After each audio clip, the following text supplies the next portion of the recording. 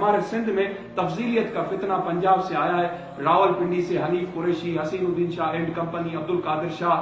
تو ابھی ہمارے سندھ میں کوئی تفصیل نہیں تھا، لیکن اب جائن ہمارے پیروں کو اور گدی نشینوں کو جن کو شریعت پاک کا علم نہیں ہے، پنجاب سے تیزی سے تفضیلیت کا وہ بیج بو رہے ہیں اور تفضیلی بنا رہے ہیں، جس میں ہارون رشید مورا والا ان کا سرپرست ہے پنجاب میں. بہرحال ہم لگے ہوئے ان کو ختم کرنے کے لیے.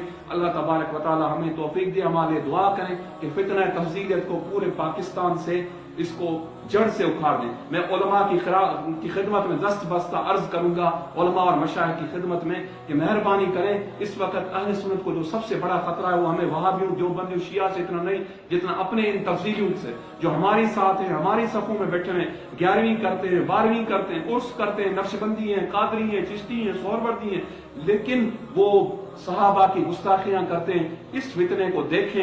عوام سادہ لوگ عوام کو بڑی عجیب و غریب بحثوں میں انہوں نے لگا لیا ہے. مشاجرات صحابہ کے بارے میں عوام کو کیا پتا؟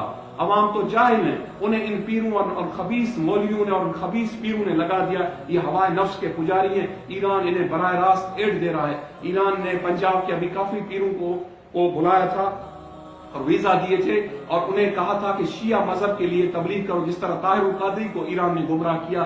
اس میں ابھی ہمارے سندھ کا بھی ایک خبیث ہے، وہ پیر نام نہاد پیر وہ ہے تو عامل، اس کو سندھ کے مولویوں کی، سنی مولویوں کی سرپرستی حاصل ہے اور وہ خبیث بھی ڈسٹرکٹ بدین کا ہے اور وہ خبیث جو ہے پیر ہے اس کو بھی ایران ایڈ دیتا ہے. تو بہرحال تو یہ جو ہیں یہ ان خبیثوں سے ہوشیار رہیں. آپ نے کلمہ کسی مولوی پر نہیں پڑھا، یاد کر لو شاگردوں، یہ کہہ دو ہمارا استاد ہے، یہ ہمارا مرشد ہے، یہ ہمارا پیر ہے. سائیں ہم کیا کریں؟ آپ نے کلمہ نبی کریم صلی اللہ علیہ وسلم پڑھا ہے. آپ کو سب سے پہلے اللہ کے رسول اور اللہ کے رسول کے صحابہ آل بیت کی عزت پیاری ہے، تکریم پیاری ہے، یا ان اپنے استادوں کی، اپنے پیروں کی، اپنے مرشدوں کی؟ اگر یہ عقیدے سے ہٹ گئے اہل سنت کے تو میں کہتا ہوں ان کے منہ پر آپ مٹی پھینکو اور ان کو چھوڑ دو، اور کچھ نہیں کر سکتے. ان سے بائیکاٹ کر لو، ان سے قطع تعلق کر لو، جب تک یہ صحیح راستے پر نہ آئے توبہ نہ کر لے. یہ غیرت رکھو. اگر یہ غیرت رکھو گے تو کامیاب ہوگے. اگر یہ نہیں رکھو گے تو ان گمراہوں کی طرح تم بھی گمراہ ہوگے، چاہے شاگرد ہو، چاہے مرید ہو، چاہے کچھ بھی ہو.